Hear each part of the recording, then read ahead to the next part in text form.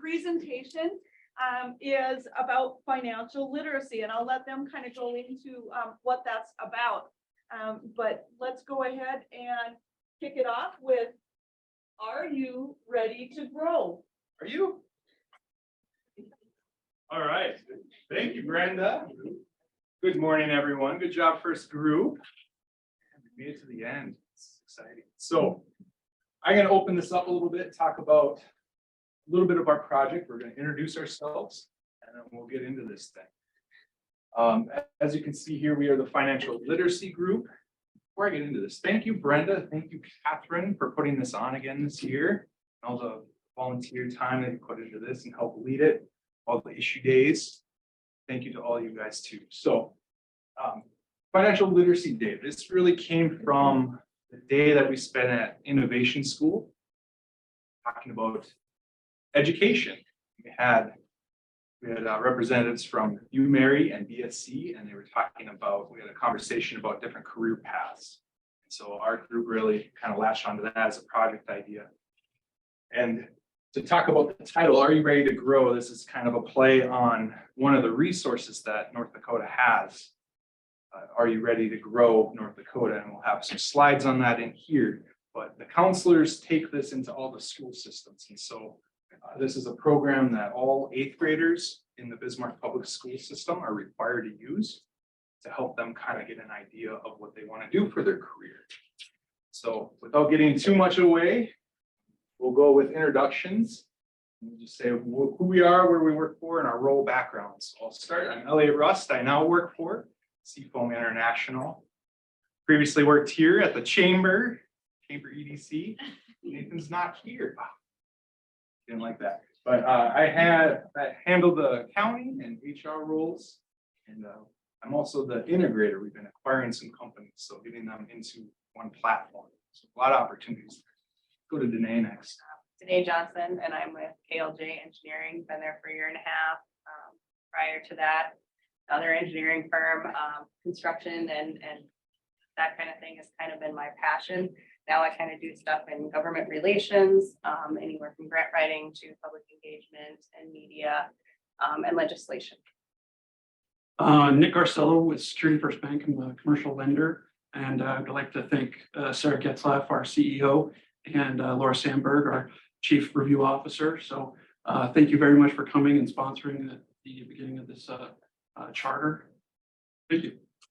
I'm Tom Oakland. I currently work for the North Dakota Department of Commerce in economic development, but my background's in engineering, specifically in the energy industry.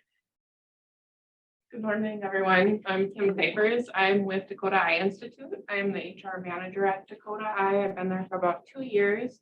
I've been navigating my career in HR from engineering to banking into now healthcare. Excited to be with you all this morning. So to kick it off, when each of us determined that we wanted to choose this project for financial literacy, we all had a common passion in mind. And that truly each of us has a desire to be able to work with our upcoming graduates, our seniors, our juniors in high school, and prepare them for their next steps ahead after high school, whether that be entering the workforce, seeking education, combination of both, whatever it may. So each of us had that common theme, that common passion. When you think about financial literacy in terms of a topic, there's so much to that. How do you determine kind of what nuggets you want to be able to, what are the key elements that we wanted to ensure that we're touching on with the high school students that we focused on? So we sat down together and we determined some common goals as a team that we wanted to ensure that we incorporated into this to make it meaningful and impactful to students. One of those common goals being just sharing with students in terms of the various career paths and providing some real life expectations of what they should be mindful about. So that hit on our first goal there. The second goal is kind of one of my passions in equipping students with building a budget, kind of gaining an understanding of, okay, now you're out of school, you have a career, you're making money, where does all that money go? So we went through an exercise that we'll cover here in a couple of slides that walks through a simulation of some actual living expenses. And that was the goal that I came. And the third bullet here is specifically targets cost of education for college education, in-state versus out-of-state tuition. But it's more, we're more looking at the big picture too, the career path of choice and looking at that education cost as an investment. So we're trying to teach the return on investment or the simple payback of an education. As time's gone on, education has increased, or the cost of education has increased dramatically. And the result is student loan debt and issues with people's personal finance. So we're trying to hit that early prior to the decision of career path and school choice. Okay, just kind of rolls into, I guess, one of my passions, like I said, kind of in that engineering construction field. And I do a lot of work with different construction leaders in different communities. And mine is kind of finding their path that shows they don't have to have a 4-year degree. There's a lot of options out there with certificate programs, 2 years, or going right into the workforce with on-the-job training. And so that's kind of where my passion comes, is you don't need to, especially when you don't know what you want to do right after school, you don't need to jump into college if you're not really sure what that is yet, that you want to, spend your passion on or develop your skill set in. And my passion has always been, and it came about right before I submitted my application for this program. I had a week of several customers coming in and asking for personal credit and having to go through and not understanding what a credit score is, not understanding how it impacts them, and the challenges that they face paying more for almost every aspect of their life. And it just really hit home with me that people don't know enough about their credit, and they need to know at a younger age instead of waiting until it's too late and then coming and sitting in front of a loan officer and feeling demoralized because they have bad credit when it's nothing to be scared of. You shouldn't fear it. It's not something to hang your head about. It's just, how can we fix it? How can we go forward? And especially in our community, I want to make sure that they are knowledgeable about it. We brought all those goals and we wanted to come into the classroom. We had a lot of changes with our process. We had some roadblocks that we'll talk about here, but yeah, the initial idea was, few people have heard of reality check. This is a workshop that kids do. It's hands-on to find out the different buckets of their expenses. And I had participated a couple of years ago with some students at Legacy, and we did a workshop on this, and it was pretty cool to see it. Gave the kids, they had to go through a checkbook and figure out their expenses. So it was pretty hands-on. So that was kind of the idea, is that we wanted to do a workshop type thing like that. And our first step was that we wanted to get into Legacy and meet with the economics teacher. And I'll pass it off to Tom to talk about how that went. So early on, we thought we all thought we had just a great idea. We're looking back at our own history of what did we not have in high school that we would have loved to have been prepared for in the future. We started with Legacy. And as it turns out, Legacy's economics and math teachers have a wonderful program. We kept throwing out one more idea after another, and they kept returning back with, we're doing that. We're doing that. We're doing that. And the receipts. It was awesome. It was good to hear that. But that made us come back and look at, well, where's their shortage? Is there any issues elsewhere? So we moved on. We went to BHS next. And what we found is that from every school, there's differences. Some schools have very little financial. So we received a referral and we went in and we met with the economics teacher at BHS. And so we sat down with that economics teacher and we found in that conversation alone that this is where we can make our biggest impact with these students, senior students in economics. He supports 4 classes today, teaching seniors and hitting on a number of the topics that we kind of focused our workshop around. But his desire was, I can speak to these students all day long, 5 days a week, but the most impact will come from people that are out in the business, performing those professional roles. If you guys could come in and teach students, kind of bring that all together. He's like, I think that would make a really great impact on these students. So of the 4 classes, the smallest class was 15. So we thought that was going to be a great test group to start with. Last class of the day, We would have preferred with this exercise, maybe performing it in the fall rather than the spring, because we are meeting with seniors that we anticipated were already getting prepared for kind of the next steps in their career. So we chose that class, and what we had determined to do is we want to make sure that we're covering all the aspects that are important to these students as well. So we prepared a survey to be sent out to each of the 4 classes because we wanted to gather feedback from all of the students, as well as we wanted feedback from South Central. We sent the survey out and we knew that we needed to get some approval of that survey. The superintendent had to approve of it. Kind of later on, we found that there was more to it and that we had to complete a form, then it had to go through a 2-week process. Well, we wanted to get into this classroom at the beginning of May here, and so we nixed the survey. And we'll talk a little bit later of how we incorporated that. Okay, so like Elliot had said, there's a program that North Dakota has called Are You Ready? I was able to sit in on an AGC coffee talk, and they kind of went into some really great information about a platform that has already been developed. And none of us knew this. They actually have everybody log in and sign into this program in their 8th grade year to start this process of gaining like different ideas about careers, what those careers pay for, what it costs to go to college for all these different ideas. And what we found out is it's a great program. It has a lot of great aspects to it. Some of the things that it does, miss when it comes to real life expenses, which we'll get into later by incorporating a different one. But it really is a great platform to kind of set kids up with it. What we're wondering is, how many of these kids touch it after 8th grade? I mean, it was kind of like one of those things where we could do a lot of career planning. We could do some college planning, but in the 8th grade, that's not really their thought process and what they're looking for. So we're hoping that we could bring it back and utilize in this class when it comes to these seniors and kind of what their college planning is going to be.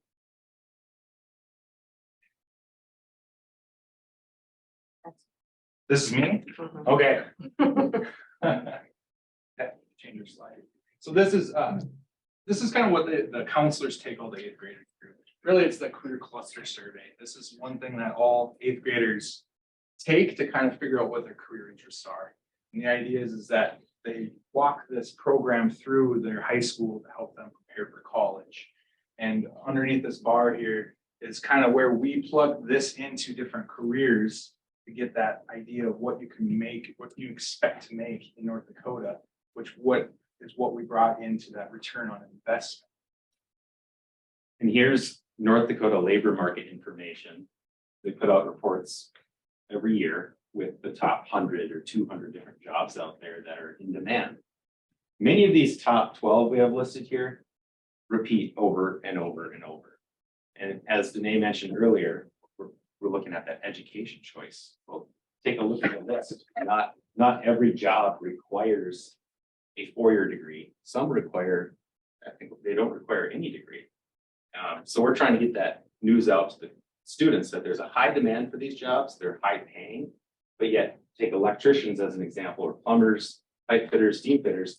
Those jobs, though they do require additional skill sets, many of those jobs can be trained while on the clock, while making money. You don't have to sign up for an expensive education program. So with that, we discussed the 2 major decisions going forward after high school would be career choice being one, and education. Now, it could be where, how much, but it could also be, is it necessary? Getting this common belief that you must go to college to be successful. That's how it was for my generation. I felt if you graduated high school, you never had a question of where are you going to work. It was, where are you going to school? However, in today's market, as you saw before, there's a lot of need for positions out there that don't need a degree plan. And in many of those cases, it doesn't mean you're working manual labor for the rest of your life. You could eventually own the company that is needed. There's a shortage in those areas. So at that, we went through and we're talking about return on investment of that education. So looking at, pick your career path, look at where you could go if you're going to education, how much it costs, and then coming up with what makes the most sense for that financial decision. So we took that idea and then we brought it into, we really wanted to do this reality check. So as we were planning this, I had gotten all those resources because this was a hands-on project, all by paper. There's no technology in what I participated in with and Legacy. You're sitting in a meeting and Kim Googled it and it's a website now. So we kind of scrapped that idea of doing that and turned it more into the electronic version. We wanted to walk them through because all the Bismarck High School students have a Google Chrome computer. So we thought while we're in the school, while we're talking to the students, they can go to this and kind of play around on it and find out some different career paths. So as you can see this, it's a free website. If you go to Google, I encourage you guys all, if you have kids in the school systems or talking about different careers, to check this website out. It has a lot of information as well. There's some disadvantages. This is a national program. As you guys know, a house here costs quite a bit more than other spots in the country. So as we were going through the different categories here that we wanted to walk the students through, we had to kind of put on a Bismarck multiplier. And as it said here, as you can see here, if you own a house in Bismarck, it's only 1,100. Oh man, those were the days. So as you can see here, we put together a multiplier of 2. And underneath this bar, I kind of just put it as a starter home of a $200,000, $250,000 home. So the students wanted to see, I'm in my career, I own a house. I kind of have to take that cost living here into account here. Same thing for an apartment. This is a national company. Now it's taking national data. So we did just a smaller modifier here based on some current 2-bedroom apartments in town here. Just wanted to give an idea of that. It's a pretty interactive website though. And then as you can see here, one of the items it does hit on is student loans. And I just wanted to show how it's coming up with that $280 value, because depending on what career you're going into, sorry, we'll talk about that in the next slide here about different schools. This can drastically change, but you can kind of see it's taking a 10-year repayment at $27,000, which I think is pretty average. Who's got this one? Okay, so a couple weeks ago, we met with the economics class at BHS. There were 13 students that day. It is getting to the end of the year, so it's the last day, the last period of the day, and it was nice out. So we were trying our best to keep them entertained, but they were really a really great group of kids. And I'd be honest with you, they were smart. It was really awesome to kind of see that. So we did do some surveys. We had the students fill out a paper survey that day because we couldn't get through the IT stuff of actually doing something online. And the survey results did show that most of them have thought about their plans after college, which is great to hear. A majority of them had discussed those plans with their parents or the family. Mm-hmm. And one of the questions we asked is, what are you missing? Like, where do you feel like you don't understand some stuff when it comes to financials, and where can we, bring the most value? And that was kind of on credit, scholarships, and loans. They all felt like they're missing a piece of understanding how to do that. So on the survey, the first one, there was only 13 kids that day. Most of them had plans after college. Like I said, a smart group of kids: biology, criminal justice, mechanical engineering, accounting, welding. And some of those jobs, which impressed me, is things like going to Job Corps, like knowing that that's an option and what that meant. I think he wanted to go into the culinary program, but some of these, knowing that some of these plans were already only maybe a certificate program or a 1 to 2 year degree. This was actually kind of one of our things that we thought was interesting, and nobody here is a school counselor. But just the amount of knowing how many kids talk to their parents or family, but only one kid talked to their school counselor about what they were going to school for. And I guess maybe different when I grew up, but that was kind of like a school counselor's job as a senior, was to really try and show you what all your options are and was to try to educate you. And that's missing. So in my mind, I think of this: if your parents and family are your only person out there telling you or showing you or helping you with what kind of options you have later, is it limited? Are you missing some of the pieces of really showing what all the opportunities are out there for you? And then the other piece on here was the Are You Ready platform. How many have used it or helped change their mind or help them in their career path? And it's pretty overwhelming that, yeah, they may have touched it in 8th grade, but not many of them touched it after that because it looks like only a couple had used it since then. So it was great to kind of get them set up in that, and then also in the reality check program, because we were able to kind of walk them through some scenarios with different things, and some of them really thought it was great. So in the workshop, we started off by passing a survey out for everyone to complete. And then we moved on. We had 3 different areas that we focused on. First one we'll talk about is the simple payback or return on investment in education. And going into this, I looked up data online, publicly available to everyone, where you can find the university or college that you're looking at for cost. Pick whatever career path you want to go into, and these numbers are available. And this is 2022 data.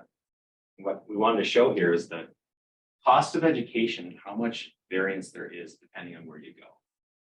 Because I didn't want to go into the class and have somebody dead set on going to a very specific school and then list that school out as being really expensive.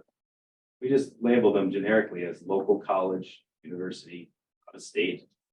And we threw in Harvard. So that's one of them that's just as the outlier, right?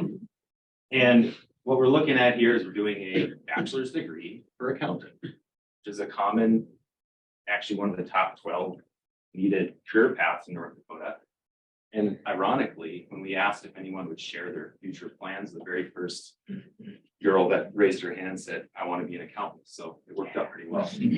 So we took this average cost of education and plugged it into the average salary of an accountant. And obviously there's a lot of variables that could go into this beyond just that, because location, you might get paid considerably more in another part of the country or whatnot. But we're taking no interest on the student loan debt and more or less just saying, how long will it take to pay that off? If you could come out of school and give 100% of that wage towards your student loans, some of them still have several years to pay it off. You go with that average of 15% payment, here's your years of payback. And so we're trying to just make sure that that is brought up early on in that career path choice for both school location and what you choose to go into. Sure, all of us have a story of somebody that we know with a bachelor's degree or a master's degree, and they're not working in it whatsoever. It's very, very common to have that. And it would be nice, I think, for the advisors to bring that up in terms of what they can expect for student loan debt, given that degree choice. So the next thing we did is we had the students take out their Chromebooks, and we had a form built up for the students so that they could go into a reality check and utilize the careers that they're interested about and go through that simulation to determine, their income to expenses and what it's going to take. So the example on here we have is still that accountant position. So that student was very excited that we already had that done for her.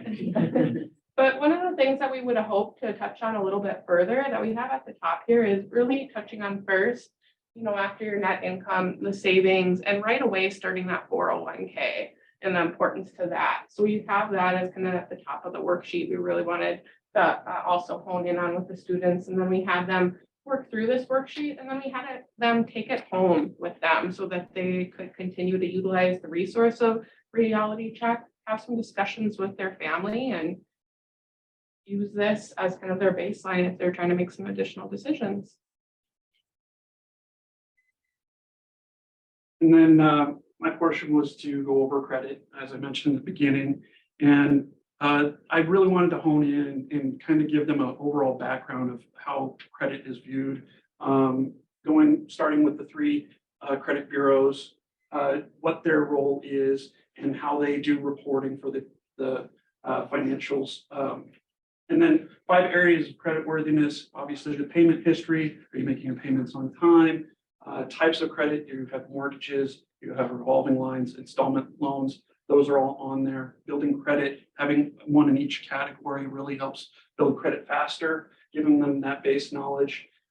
Length of history, so sooner you start, to have a perfect credit score, you almost have to have 40 years of history, payment history. So if you start when you're 25, you're kind of already behind the 8 ball. Positive and negative impacts of your credit, went through a whole litany of positives and negatives. What it's going to end up, it mostly adds cost to the living through the course of your life, delays retirement.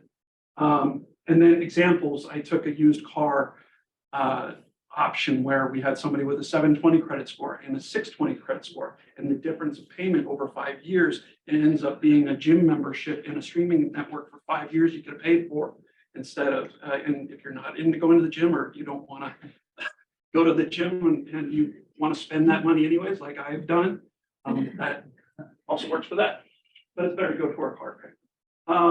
And then keys to building good credit, just all those aspects that kids don't know, getting a credit card early, just making one payment on it, not having multiple credit cards right out the gate, just use it for one purpose and use it to build your credit.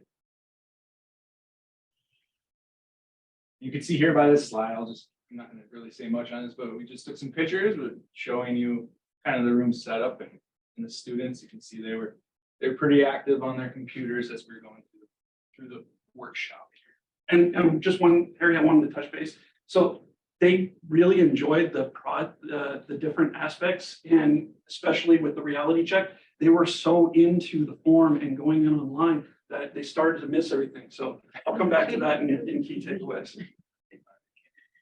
And so then as a follow-up, a couple days later, we provided a survey to these students to gather their feedback as to what did they think. Was this presentation, was this session helpful? What did they like? What did they dislike about it? One person thought that Elliot looked a little too happy. But all in all, we got some really great feedback. They found our session to be very helpful to them. They did, however, find that 50 minutes was not enough time. We packed too much into that 15-minute time that we were limited. So they encouraged us in the future to maybe think about that a little bit further to how can we make that well-rounded, and as well as activities, interaction, games, comments and feedback like that. We asked what class this would be most helpful in. Maybe it was the nature of the class we were in. They all said basically econ was probably the best fitting class for this. And they talked a lot about maybe getting into the junior class, which we'll kind of talk about as we wrap things up. And lesson learned, as I just alluded to, there wasn't enough time to cover all of this. They really wanted to get some more out of each individual aspect. And what we learned when we first met with Legacy, they have a really great program. It starts from beginning of the semester, goes to the end of the semester. They have block schedules. It's not something that can be done every school here in our community. But if we could model it, it would be based on that. And they have to present the project through a PowerPoint. That's their final project when they're done. And it's really eye-opening. Was it Matt mentioned that they have a Tears Day when people find out that they can't go to the school that they always wanted to because they just realize it doesn't make financial sense. So, and then we found Mandan also goes through, they buy packages from Dave Ramsey, BHS, they do through Econ Government, Junior Achievement has options, several options in the community to learn more. Students aren't utilizing the Are You Ready as much as we had been told when in our initial meetings. We found out that 30% of the class didn't even know what it was. They might have taken it and forgot what it was. That's just something that we need to get more awareness out there for.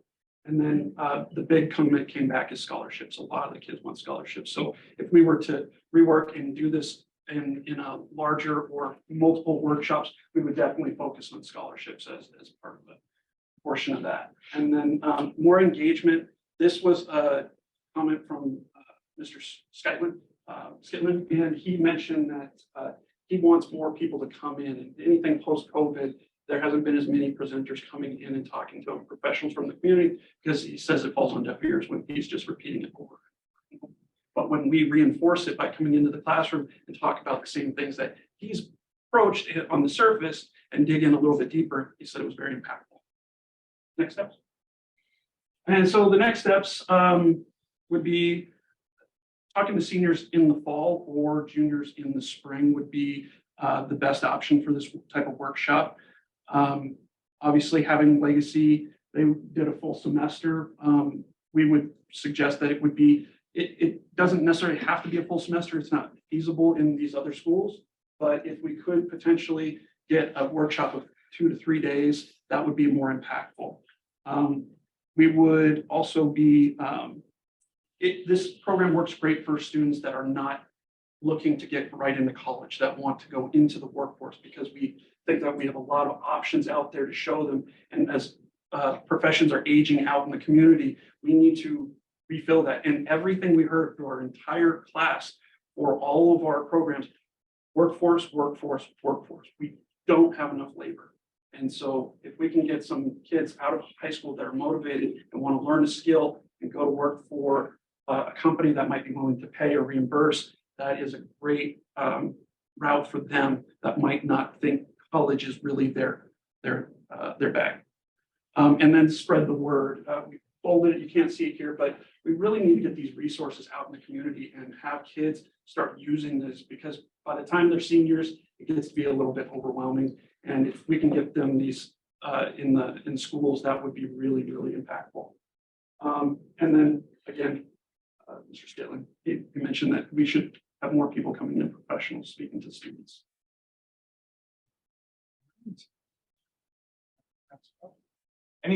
Who's got the first question? I know we have some online. You guys get middle, so the people online can see.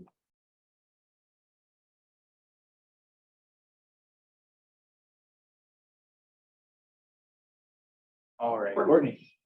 More of a suggestion than a question. There's Dollars for Scholars programs for both Denmark and Mandan. We're trying to get them on the board. We're trying to get people to apply all the time. They start them and halfway finish them. So when the scholarship question comes out, definitely talk about sticking all the way through it, because you'd be surprised how many people go out halfway, and even if they're a great candidate, you know, you can't give it to them if they didn't. That's kind of what some of the feedback was that we got, is I think part of it is not necessarily that they don't know, but they don't apply. Right, and they don't And I think, and I touched on it briefly, we really ran out of time.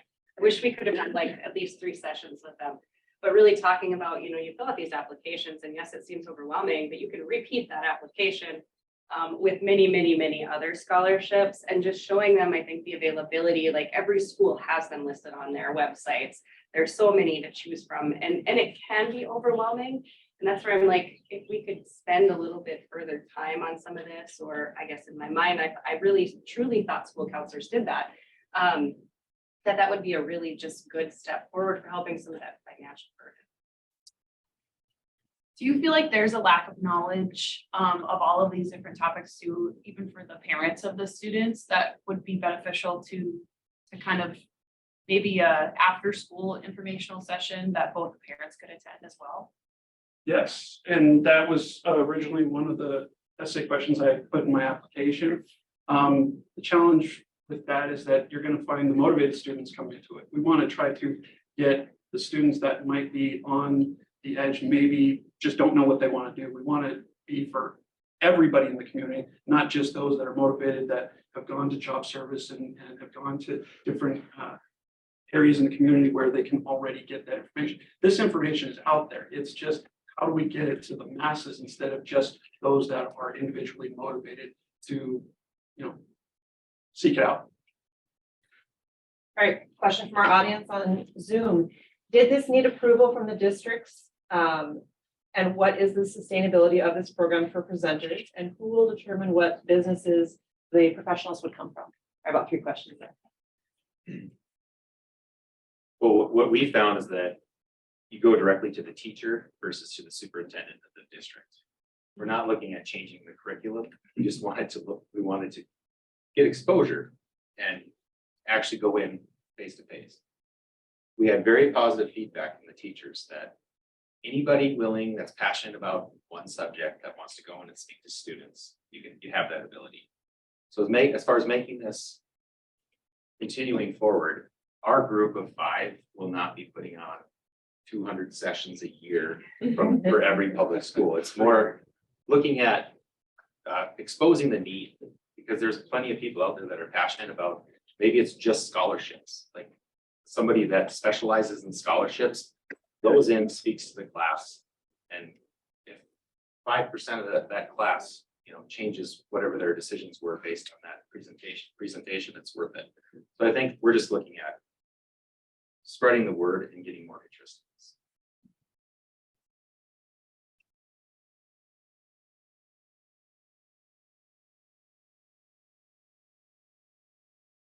Any other ones, Catherine?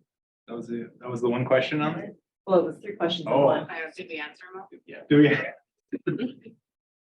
Brian? Yeah, so I have a 7th grader who goes to White Christ Catholic Schools. Will she and other private school students do the Are You Ready assessment, or is it just for public school kids?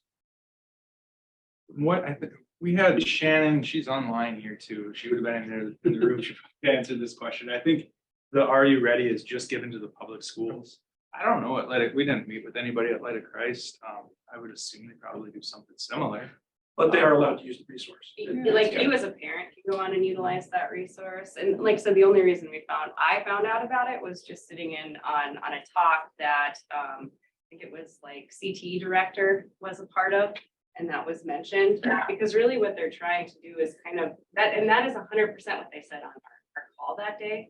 The biggest issue is we need this to be incorporated into more schools. We have this great online tool and has all this capability, but it's not being utilized like we hope. So how do we spread the word? How do we get more schools to use it? And you as a parent can go in, and sign up and you can start your own account, and then you can work with your kid to kind of get through all of that process. The one thing with Are You Ready, it doesn't really show those real life expenses like Reality Check does. And that is why we utilize that second platform, because Reality Check goes into like entertainment, your DoorDash food, like all Or these insurance. insurances, like everything that goes into it, that I don't think our kids don't realize. Your kid does not realize how much money you push out the door every day. I know my kid doesn't. He's already texted, "Can I buy this?" It's that like showing what all of those expenses really kind of add up to in a month. And on the chat, Cindy Stanford says, Are You Ready is a statewide resource for everyone. And did we address that 3-part question? So you answered the question of did it need approval from the districts? And then do you feel like you answered what is the sustainability for the program? It's going to be carrying it forward, presenting maybe to some school boards and showing these resources and developing program and workshop that we can get many people to join. I know that a lot of kids are going to want this, but I wanted to, we wanted it to get everybody at the school. And if we just do it optional, you're going to get the same thing. You're going to get the same motivated kids coming in who are already looking for every single advantage. And we want to give those same advantages to everybody. And that the third part of the question, which was like, who will determine what businesses the professionals would come from? Do you guys have a partner organization who would be making that lift, or? I think a lot of banks would be on board and finding some way to rotate or to find schools and target schools in areas and make sure that it's equitable for the business members in our community. We would want to make sure everybody has a chance to partake in these workshops, because it would have to be many, or it'd have to be a large assembly where everybody comes in at one time, so you can get mass eyes on these ideas. And that's one of the things that the economics teacher kind of reiterated as well when we asked him that question in terms of carrying this forward. We had asked about within the schools internally, could we define this type of workshop, and could within the school, parents or whatever it may take this on and move this forward. And he said it's really going to be difficult to receive buy-in and carry this forward because of, with parents and their very busy schedules as well, and just trying to provide a well-rounded workshop. That's very difficult, but he did also mention the banks, tapping into the banks in terms of sponsorship to carry this forward. RU is capitalized everywhere and put together. Does it stand for something? Like, are you ready? I don't know. I don't know. Okay. Yeah, that's what I didn't know it was just like supposed to be like. This is a It's an financial- old text it's not made an from like illiteracy. minutes. Yeah. You had a question back there. Yeah, I was just curious, great presentation, but and great engagement with the high school students, but was there any discussion with the students, either to them or from them, about AI and how it's going to impact financial literacy going forward? No. No. Big news cycle this morning about- We have 50 minutes. There was a big news cycle this morning, Elliot, on jobs that were going away because of it. And a lot of it had to do with the financial sector, Yeah, a lot of the positions, so. well, I can counter that. I mean, there's a demand for auditors. So if anybody wants to switch careers, there's a demand in the public accounting sector. So I know those jobs aren't going away. Yeah, I will be incorporated in everything financial, but you still need a person with a brain behind it, I think, to Absolutely. drive companies. So that's always gonna remain. But yeah, we did not have time. We definitely want to stress that we had 3 different parts to this 50-minute presentation. And I'd say each part could be 2 different presentations. Like, I mean, you could dig into it. Our goal was to expose as much as we could and then collect feedback, what they wished they could have spent more time. So a comment from our audience on Zoom, Bank of North Dakota works with all the schools throughout the state and has contacts with all the teachers of financial literacy. Cindy, right? In your research, did you identify if there were any like common groups or any overarching themes where students who are going into this major are most susceptible, or students in this background are most susceptible, to identify if those should be the kids that should be targeted for this education? Well- I'm curious to counter that. Why were the kids in economics class in the first place? Well, it's a required class. It's a required class. They have to take government and economics. They can either do it in the same semester or most of them spread it out. But that was kind of the idea that we wanted to get from sending out those surveys ahead of time, because we were gonna get 100 students and really be able to pick out some themes. And then they sent us a form to fill out, but you have to be a school teacher to get the form. So I could see I ran it into being- that roadblock there. I could see it being valuable to identify characteristics of Yeah. people to figure out their susceptibility to predatory loans and stuff like that. Right. Educate them. A lot of our ideas stemmed after the very first meeting, legacy. And keep in mind, it was a math teacher, an economics teacher. Yeah. And that's their passion. They have a great program. We brought up the bringing in volunteers to come speak to the classes, and they do it all the time. And it's not like a systematic, like this is a certified company to send their people. It's parents of the kids or whoever's passionate about it. So it's more like getting the word out. If you think you could contribute, volunteer, they'll take you. We actually talked about how there used to be career days, right? And you as a parent would go in and like talk about your career. Well, they don't really have that. And so, like I said, there's that option of knowing what all things are available for you. You know, how do you know when you're 17 years old that you're gonna go be an accountant and like it and be as happy as Elliot is? You might change your mind. But we don't have kind of some of those resources anymore. And I think that's kind of where they're missing, like I said, you have your parents and your friends that you talk to for jobs, and that's it. I think we have one more question, right? This is a great project and I really hope that you find sponsorship for community members to carry it forward. Just one area that I would also recommend. You're not able to hit them in the high school level because they're not here, but we have a lot of international students that come to our college campuses for sports or for whatever reasons. And there are things that they learn after graduation or on their way out of graduation. But there's a lot of those reality things, pieces that they're missing, you know, how to enter into a contract with a landlord or how to, you know, get a loan or do I have a credit score in this state? You know, things like that, I think is another opportunity for this program. One final question from online. Was there any consideration to how the financial literacy calculator tool might alter a student's career pathway away from certain disciplines such as art that historically are not paid as well, but they contribute to well-rounded society? That's fun, Steve. But essentially, Not that we're trying to push them away from those career paths, right? But they should for sure be given the facts ahead of time. You spend $200,000 on an education plan that you come out with an average of less than 30 grand a year, it's probably not a great investment. We're just trying to encourage those decisions to be, or those questions to be asked early on when you start that process. All right, well, thank you.